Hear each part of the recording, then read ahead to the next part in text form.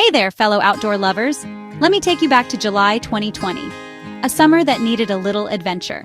My husband and I decided to try something new, so we booked a horseback ride at a local stable.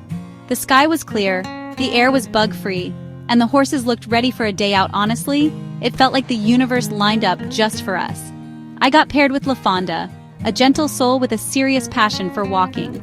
Now, there were about 10 of us in the group, which meant a lot of waiting around at the beginning. If LaFonda could talk, she'd have said, "Let's go already!" She kept nudging forward, eager to hit the trail, so I scratched her neck and tried to keep her calm. The patience game wasn't just for me, it was for both of us. And I realized sometimes the adventure begins long before you actually set off. Once we finally started moving, I discovered something hilarious and a little embarrassing. Horses definitely don't understand personal space. LaFonda rear-ended the horse in front of us more than once, like actual bumper-to-bumper action. It gave the term tailgating a whole new meaning. If she could roll her eyes, I'm sure she would have. It made me think, whether you're on a trail ride or working with a group, you've got to pay attention to sudden stops. Otherwise, you'll find yourself in a literal jam. The trail itself was nothing short of magical. We crossed a river, climbed up and down slopes, and meandered through woods that felt untouched. Some stretches were a little uncomfortable. Let's just say LaFonda was a little too enthusiastic about off-roading, but that's what made the ride memorable. Getting out of your comfort zone is always where the best stories happen. Now, if you've ever tried snapping a photo while balancing on a moving horse, you know it's basically an extreme sport.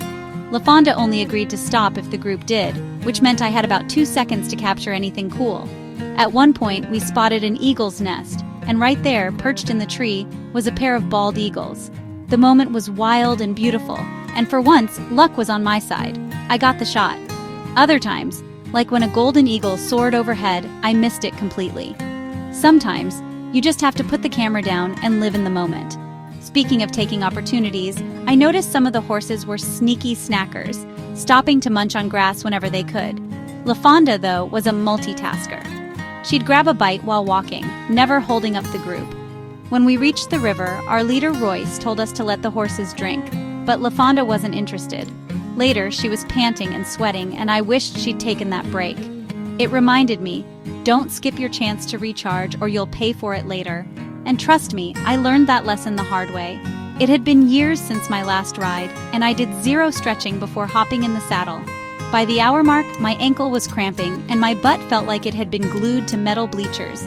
When we finally got home, we moved like a pair of very old, very sore cowboys. Hot showers were a lifesaver, but at least I wore the right clothes. Jeans and sturdy shoes kept me protected from bites and branches.